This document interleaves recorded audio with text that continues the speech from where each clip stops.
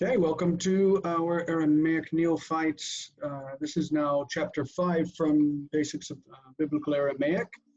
It begins on page 26 of the textbook. We're going to start by sharing the PowerPoint and get started. Okay, so before we start, as we look at the title screen, is there anything that maybe you had left over from last week that you felt you needed to ask a question about, that you didn't understand or you'd like clarification?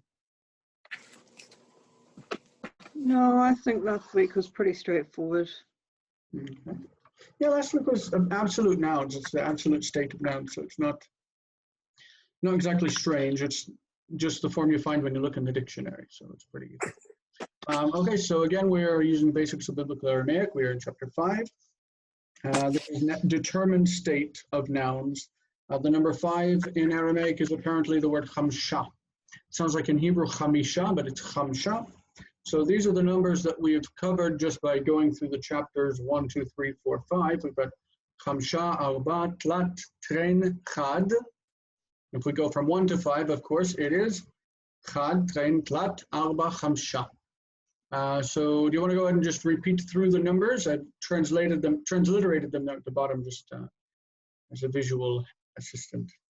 What do you think, Catherine? You want to read through them? Sure. Chad, tren, talat,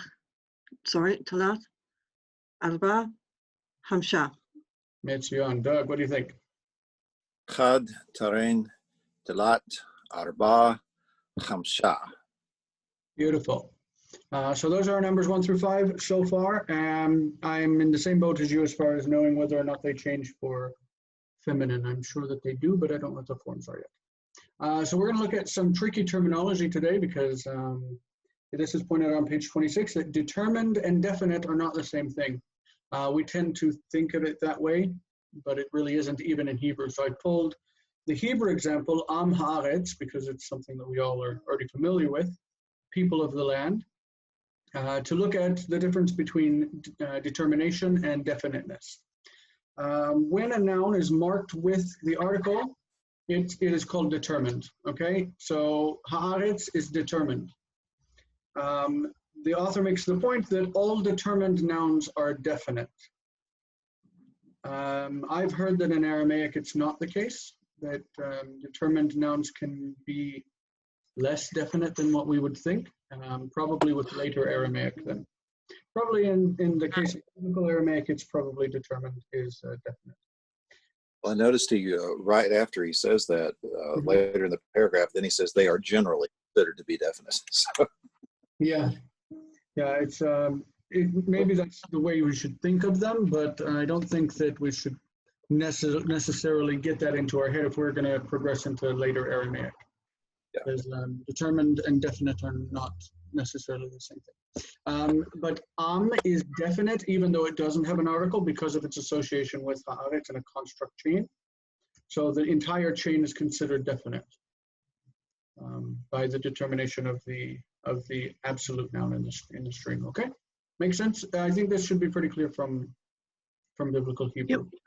Yep. Of course, definite includes nouns that have possessive suffixes and also proper nouns. Okay, so proper names, Babylon and Darius and such. Okay, so we're going to look at how to form the definite state. I chose melech and malka in the singular and plural just because they're so similar to each other. We should know that malchan, the plural of malka, doesn't exist in the Bible. There is no Aramaic portion that says queens or the queens, but it does have queen and the queen in the Aramaic portions. So melech, of course, you add the a and you get malka. Malka is the king and melech a king. Malka, we're going to take that hey off of there and then replace it with taf and then aleph. It's malketa. Malketa. Malketa. We're going to see that the plural looks exactly like this, except it's got a kamatz before the top.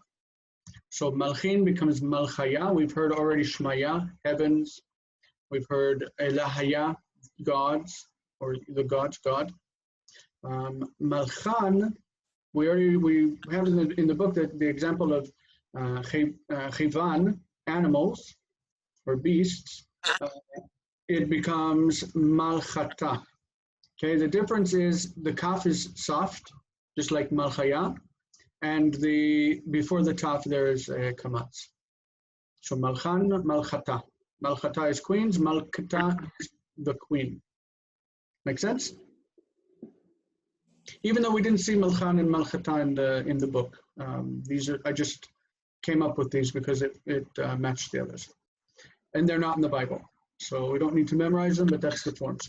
All right, to make up for the fact that there is no indefinite article in Aramaic, just as there isn't in Greek or in Hebrew, sometimes the number one is used for the idea of a.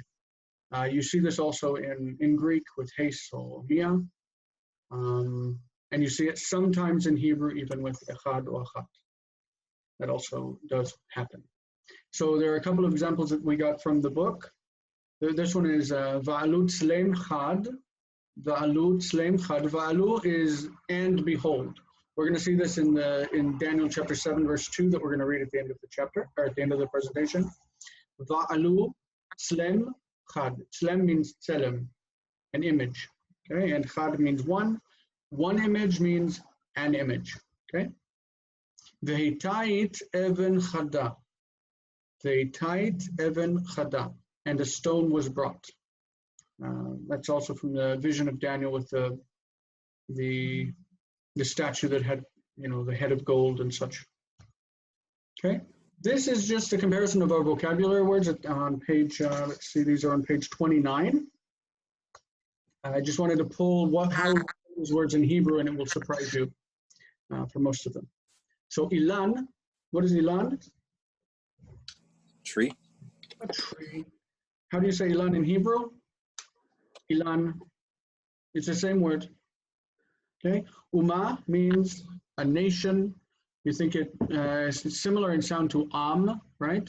In Hebrew, it is also uma, but we also have leom. Leom and uma are basically from the same idea. Uma, uma.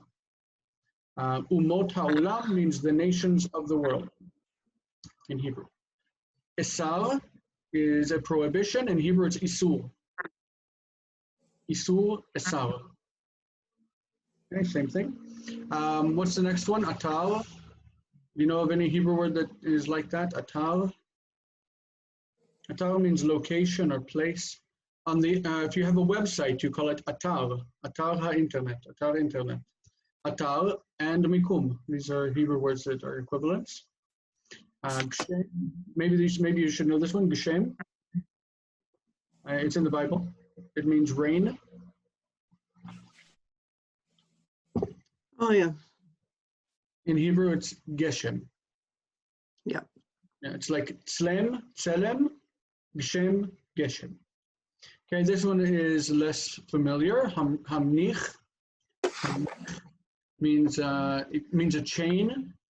It's in Hebrew we have a different word completely. It's sharsheret, and sharsheret means a chain or a necklace. Sharsheret.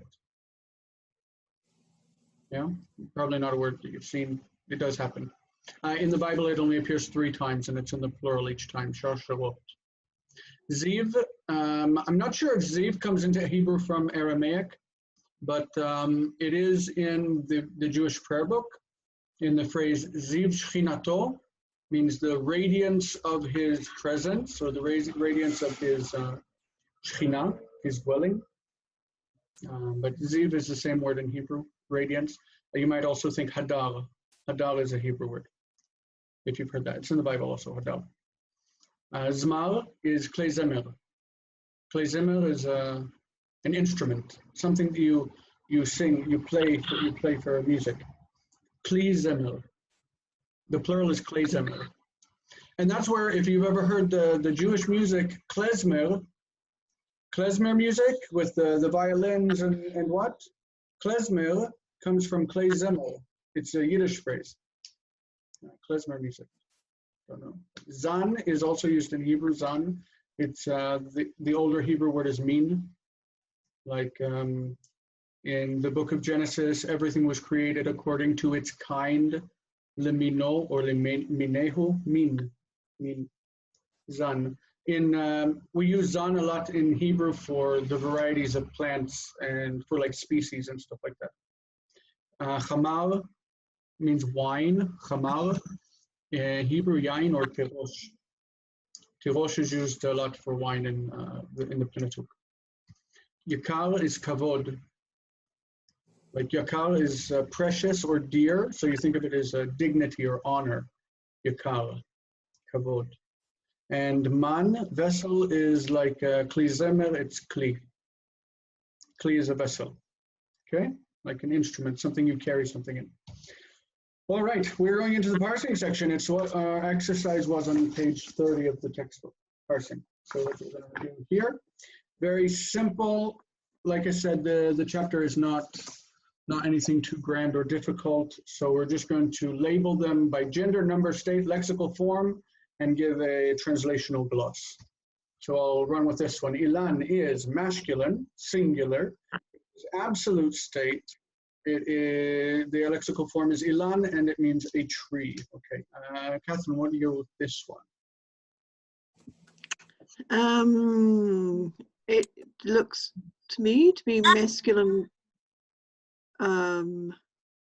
singular, determined. So that tree. Yep. And the lexical form is, of course, ilan. Ilan, yeah. Fantastic. Doug, you got that one?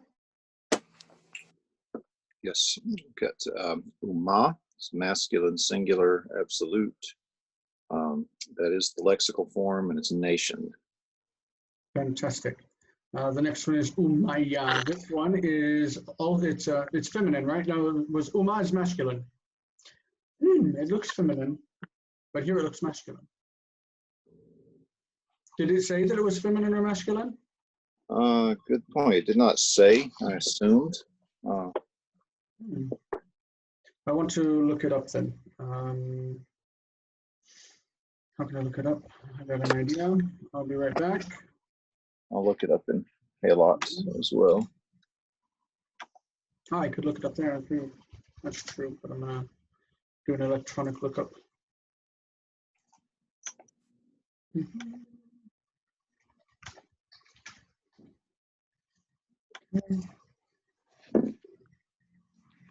In Hebrew, is it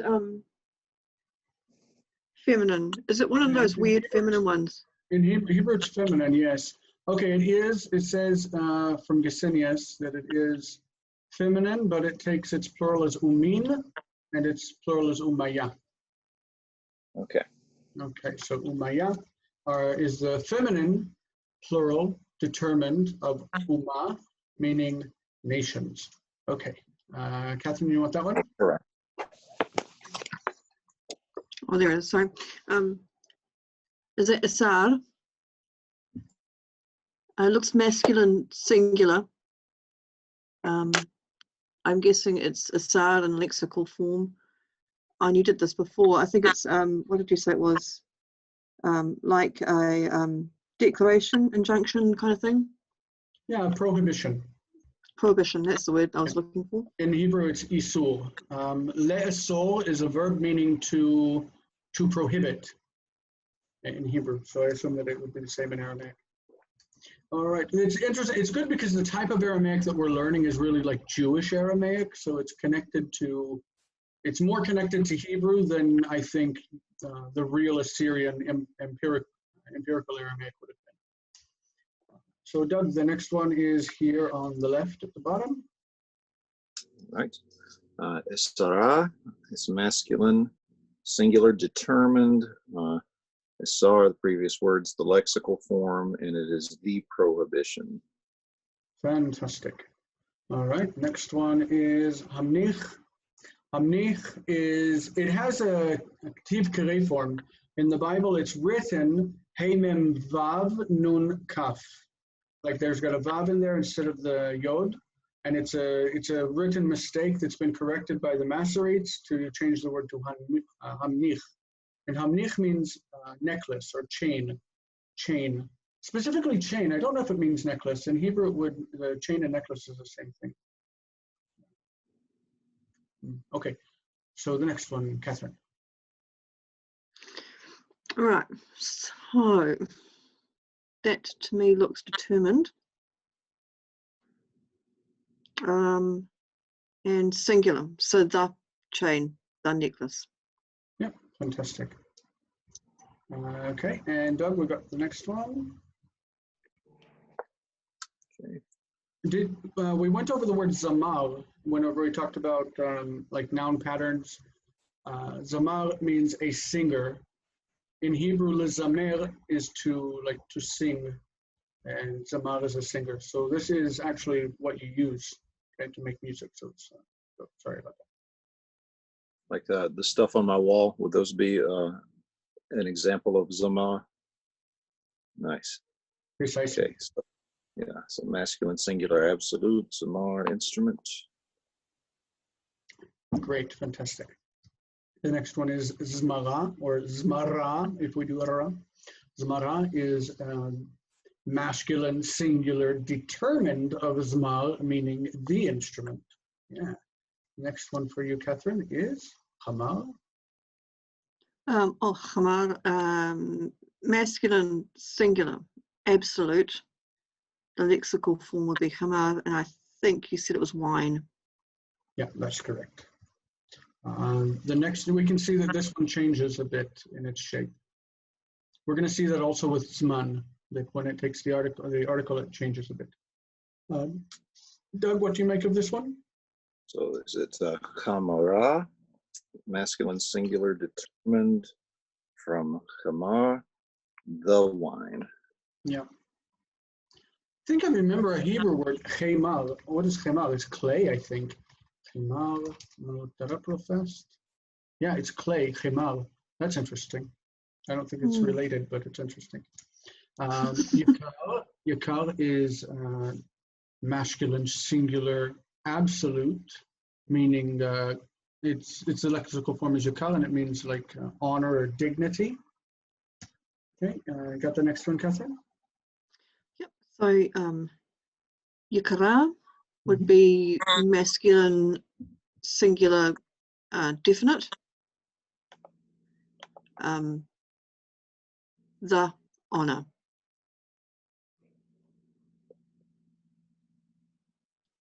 Jason, you're muted. Yeah, sorry about that. Okay, very nice. Just right. And Doug, you've got the next one. So we've got a quiescent olive here, I guess, right? So mon, masculine singular absolute, that's the lexical form, vessel. It's neat where they have that quiescent olive in the middle like this. In modern Hebrew, I think it came from the Mishnaic period, we have the word kan with kaf here, kaf with dagesh, kan. It means here, just like po, here. So I like the shape of that. That encourages me that modern Hebrew isn't so far off. Kan, man. Okay, fantastic. This one's for you, Catherine. Where is it? Could you move your cursor over it? Oh, there we go. Oh, okay. Ah, okay. So that looks masculine plural, absolute. No, it's not absolute. It's determined because it's got that aleph on there, right? Yes, I actually knew that, but the wrong word just literally came out of my mouth. So the vessels. The vessels, fantastic. Vessels. Yeah. What did one pop up? I didn't see it. Where'd it go? Probably under my pictures. Yes, it is. Okay, there it is, right there. What's that one there, Doug? Nur, masculine singular absolute. That's the lexical form, fire. Yeah, the word nur, I don't know if I mentioned it before. Nur is still the Arabic word for light. Light.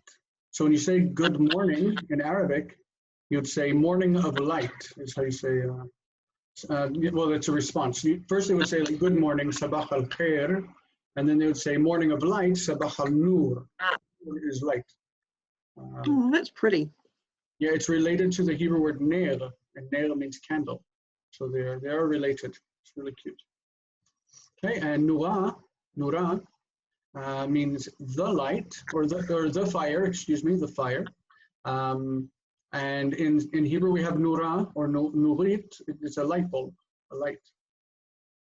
Wow, nurit. Yeah. Catherine, we've got this one. Zaman, masculine, singular, absolute. Time. Yep. Yeah. An appointed time, season. Yep. A time. Yep. Okay. This is the next form related to it down at the bottom there, Doug. Okay, we've got Zimana, masculine singular, determined from Zaman, the fixed time. The time or the fixed time, yeah. And then I get Zimnaya. Zimnaya is the plural. So it's a masculine plural, determined of Zman, meaning the times. I think this is probably the form in whenever the little horn pops up, and it says that he seeks to change the times and the seasons. So this is the times, Zimnaya. Okay, Catherine, you keep getting absolute forms. I'm sorry. It's okay. I've lost it. Could you? Oh, it's over there. It's right. Yeah, at the bottom. Right there. Hey, Heva. Mm-hmm. As you say, absolute, feminine absolute singular, and it is animal, an animal. An animal, yes, or a beast. This is also used for the four beasts in Daniel chapter 7. Living creatures. Yeah, living creatures. Yeah. We've got that formed out. Kevita, feminine singular, determined from Cheva, the animal, or the living creature. Yep. Okay. And Catherine, I want to give you this one because you keep getting absolute. You keep getting absolute forms. So. Okay. Where is it? Sorry, Jason. Right here. Hang on, I might have to move my. Oh, there it is. You were hiding it. It was behind your face. Hevata. So that's feminine plural. Definite. Yeah. Determined, right? Determined. It is definite, but it's also determined. Yeah, determined. So the difference between the living things and the singular. Could you just tell us that the singular is here and the plural is there? What's the difference? I have to keep moving your face, man. Sorry. So the giveaway is the patak under the vav. Mm-hmm. We're going to see this. I remember from reading the book of Ezra last year that there's Kiryata and Kiryata. There's the city and the cities. So we're gonna see that later. The absolute form in the plural of Chevata would be Chevan with the N, the Nun. That's the last one we have in those exercises. Now we just have our reading passage. The reading verse that I chose today was from Daniel. Last week we read Daniel chapter 7 verse 1. This week we're going with Daniel 7:2. And you're going to see that there are a lot of things that we can recognize from this, from Hebrew, that makes it easier to read. The first thing I wanted to point out, I made a couple of notes. The forms anei, amal, and chazeh that we see in the first line are all participles of the G stem, which in Aramaic is called pe'al, and in Hebrew it's pa'al, which is kal. Kal and pa'al are the same thing. So in Hebrew there would be oneh, omer, and choseh. So oneh obviously is answer, omer is say, and choseh is see, like in a vision. So the beginning of the verse, aneh, Daniel, va'amal, choseh, these are three participles, answering, saying, seeing. Okay. The word ahu that we see in the second line in the middle, va'ahu, this is like the Hebrew hine or the later Hebrew hare. I think hare came into Hebrew from Aramaic during the Second Temple period, but we use it today also. We use both hine and hare in modern Hebrew. And then the last line, the first word in the last line is also unfamiliar.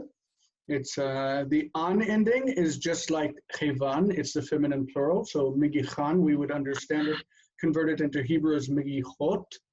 Megichot, it's feminine hafel participle, which is like the hifil in Hebrew. So it's feminine plural participle, agreeing with ruchei shmaya, the winds of heaven. And it means stirring up. Megichan, stirring up. So with those notes, I think we should be able to read this passage pretty easily. I think we'll all three take turns reading it a little bit, and we'll get the meaning from it as we go along. Catherine, do you want to practice your reading skills? Yeah, sure. Ane Daniel v'amar hazeh, hazeh, havet b'chezvi im lelia va'aru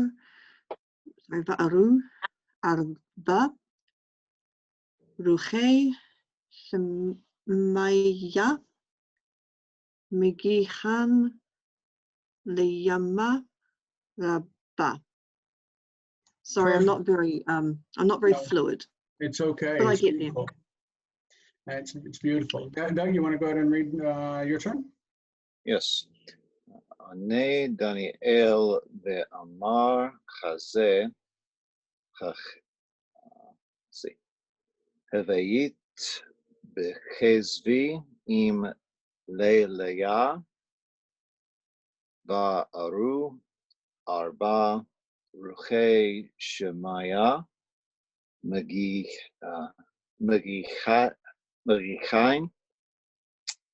leyama rabba.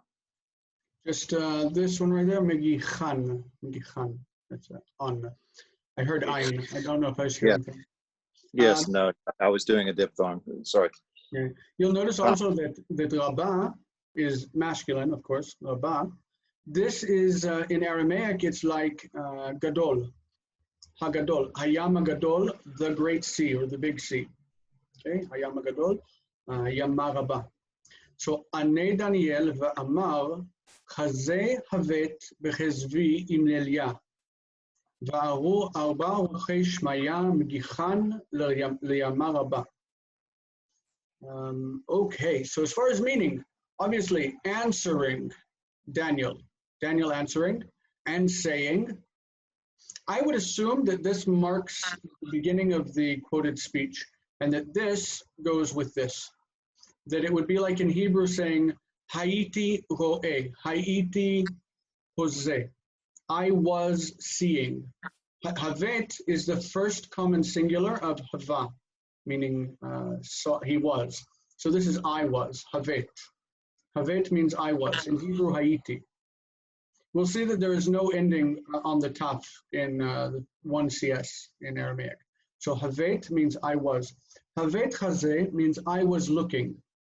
Okay, I was looking, or I was trying to see, right? I was looking in my vision, b'chezvi. Chezvi. I understand that the absolute form of the word is chezu, or chezu, which is really neat, in my opinion, because it shows what happens, the interchange between the u and the consonantal vav. So when people ask about Yehovah or Yahweh, and how it becomes Yahu with U instead of a V sound, it's a situation like this, where when it's alone by itself at the end of the word, it becomes U. But when it has a suffix on it, it's V with whatever vowel.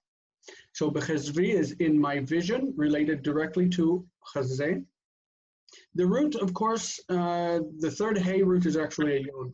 So we can see the play between the yod and the vav, right? Chazeh, chezvi. Im lelia, with the night.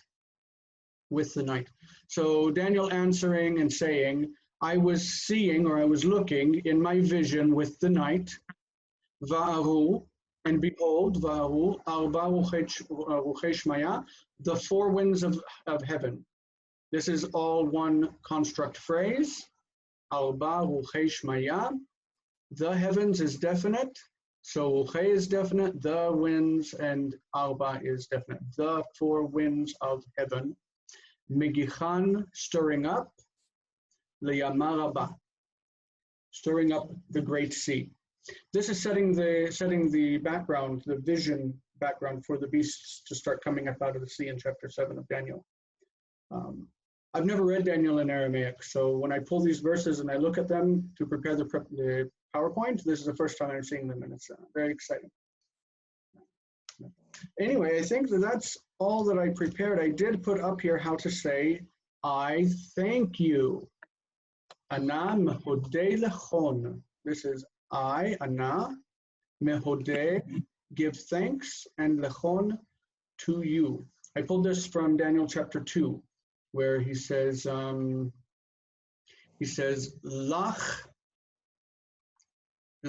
ela, he says, to you, the God of my, lach ela ahavati,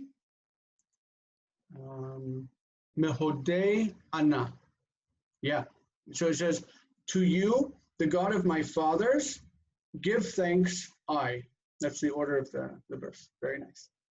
So, do you have any questions before we cut out of the lesson? It's been short. But... Psalm Oh, that's 70. great. Thank you. When we were talking about the Aramaic word for wine, for some reason, Psalm 75 came to mind. I hadn't read it in Hebrew, but I wondered, there was so much descriptive wine language there. And I noticed 72? Psalm 75. 75, okay. Yeah. Verse 8, it's Kikos beyad Adonai veyayin chamar. No way. Yeah. It is. Ah, very nice. And that had meaning. The yain chamar maleh mesech. And I know that halot has several different meanings with the root. You've got the bitumen, asphalt meaning.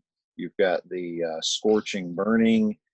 Here it lists it as the idea of foaming, and it also mentions Ugaritic and in Jewish Aramaic, Syriac cognates too. So that's brilliant. Thanks for that.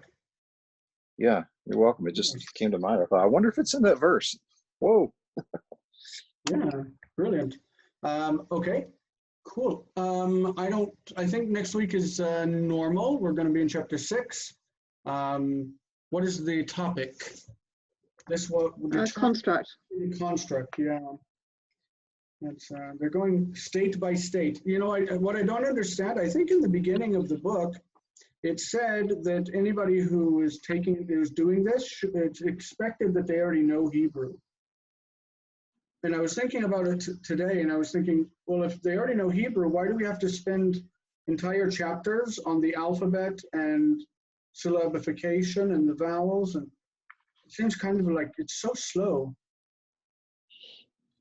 We could have covered absolute, like determined and construct state in one chapter, I think. Possibly, yeah. How many videos does that make for the publisher? I guess the good thing about next chapter, and I'm happy to see that we do have some very short, but at least they exist, translation exercises on page 37. It should be really easy for you, I believe. Note that when malchu, which is kingship or reign or whatever, something like that, when it becomes construct, it becomes malchut, just like in Hebrew, malchut. That's brilliant. Cool. All right, so we will see you next week. If there's no questions or anything to handle before we let you go. Nice. Right. Thank you, Jason.